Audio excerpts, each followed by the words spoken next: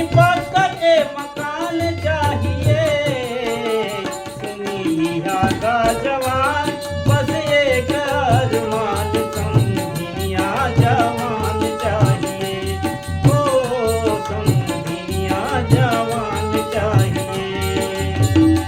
ना दहेज में सामान चाहिए, ना ही पक्का के मकान चाहिए, सुनी लिहा का जवान बस एक अरमान, समझिया जवान चाहिए, ओ समझिया जवान चाहिए।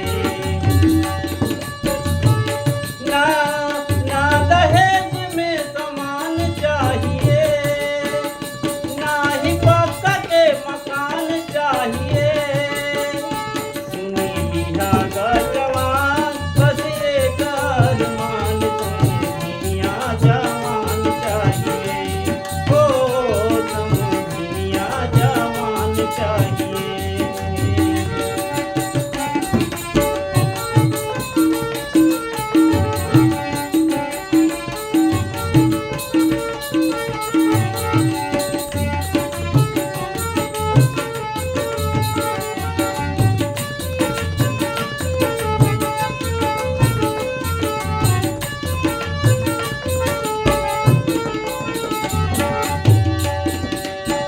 ना चाहिए कूलर ना चाहिए टीवी, पढ़े लिखे चाहिए हमर बबुआ के बीवी, पढ़े लिखे चाहे हमर बबुआ के बीवी।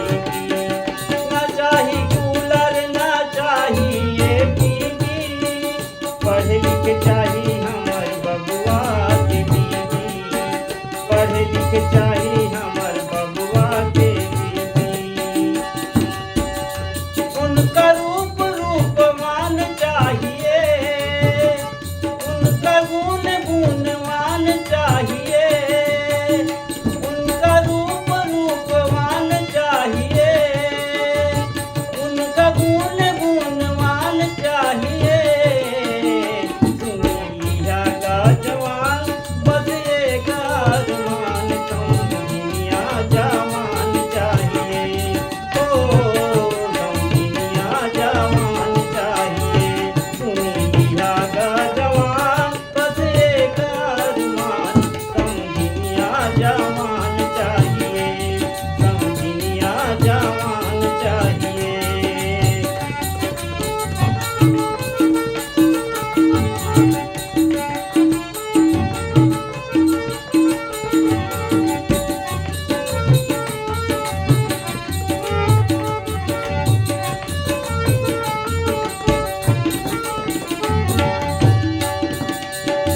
भले 2 रुपया ना मिले दहेज में, बाकी मोर बबुआ लागे है करेज में।